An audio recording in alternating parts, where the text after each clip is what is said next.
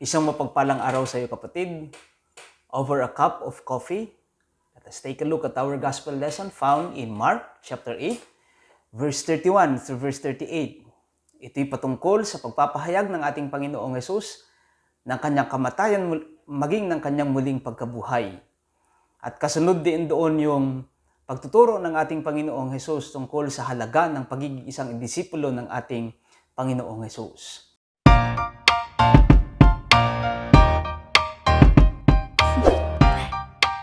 Do you want to know? Peter could have not understood the cost of being Jesus' disciple. While his confession about Jesus' identity is commendable, that is, you are the Messiah, binanggit ni Pedro nung tinanong siya ng ating Panginoong Hesus o tinanong ng ating Panginoong Hesus yung kanyang mga alagad kung sino nga ba siya para sa kanya o para sa kanila, tumugon itong si Pedro at ang wika niya sa kanya, ikaw ang Mesyas, ikaw ang Kristo. Ngunit yung kapahayagan ni Simon Pedro is followed immediately by words of negation relative to the prediction of Jesus' suffering, the prediction of Jesus about his inevitable rejection, and even that of death from a conspiracy insinuated by the chief priest and the teachers of the law.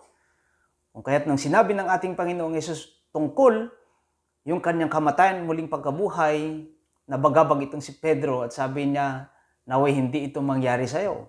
Jesus discloses his possible persecution and execution. This could have not been the projection of Peter. O kaya sabi niya, wag sanang mangyari yan sa'yo, Panginoon. Their master in their midst, who had been affirmed as Christ, is supposed to establish his kingdom.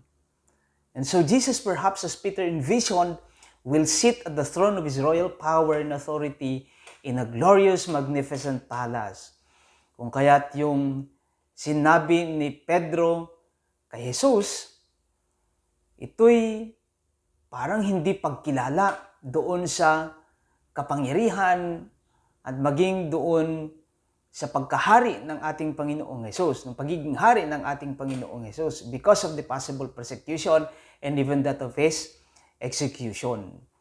But Jesus reveals the inhumane suffering of their master and that his hostile and misfortune experience before the religious leaders and the Jews indeed will soon be the cost of being his disciples. Kung ito yung mangyayari sa kanya, maaring ganito din ang mangyayari sa kanyang mga alagad. So for Jesus to avoid this possible persecution is a dissension against the plan of God. And for this reason, Peter was rebuked and identified as Satan by Jesus because of his direct repudiation against the salvific plan of God for men. Ito yung plano ng Diyos. Ito'y mangyayari sa buhay ng ating Panginoong Hesus. Ngunit ang sabi ni Pedro sa kanya, naway hindi mangyari yan sa iyo, Panginoon. Ngunit ang sabi ng ating Panginoong Hesus, lumayo ka sa akin, Satanas. And so to become one of Jesus' faithful disciples requires too much cost. In this particular biblical passage, Jesus taught us the cost of discipleship. Number one, sabi ng ating Panginoong Hesus, kung sino man ang gustong sumunod sa akin, one has to deny himself. One has to deny herself. Ang tanong ngayon, what does it mean, therefore, to deny oneself? Can we really or actually deny ourselves? Kayang-kaya ba nating itanggi ang ating sarili? Kalimutan ang ating sarili? To deny oneself simply means decentering ourselves for the sake of Christ. This means that a faithful or true disciple of Christ learns and wills to renounce himself or herself as the center of his or her existence. Self-denial is others-oriented. So primarily, to deny oneself is to allow the holy other to govern the self by and with his own orchestration.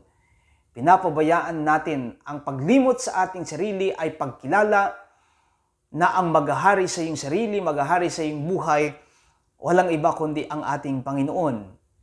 We learn to decenter ourselves in order to center ourselves on God. It is about learning to decenter ourselves in order to allow God to be the center of our life. Therefore, the center of existence is not about the self and its corresponding gratifications, but the self remains to be the central throne of God and God alone. It is about decentering oneself to allow God at the center and allow Him to take the place at the center to be the throne of God and God alone. Ang sabi ni Apostol Pablo in Galatians chapter 2 verse 20, it is no longer I who live, but it is Christ who lives in me. Since Jesus became like one of us, God also intends us to become like Jesus. And that is, I think, the goal of discipleship. To become like Jesus is the goal of discipleship. That is, to form us into the image of Christ. Kung si Jesus na Diyos ay nagkatawang tao, kagaya natin, kagaya din naman ng isang disipulo ay gayahin ang buhay ng Diyos sa pamamagitan ni Jesus na nagkatawang tao. Discipleship has no business but to teach us to talk the way Jesus talked and to walk the way Jesus walked. And if we learn to deny ourselves, we likewise learn to submit ourselves at the disposal of God. So it is not just about us, but it is about God being the center of human existence.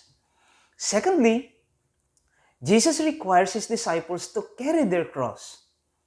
Kung sino man ang gustong sumunod sa akin, buhatin niya ang kanyang cross. Cross is an emblem of suffering, right?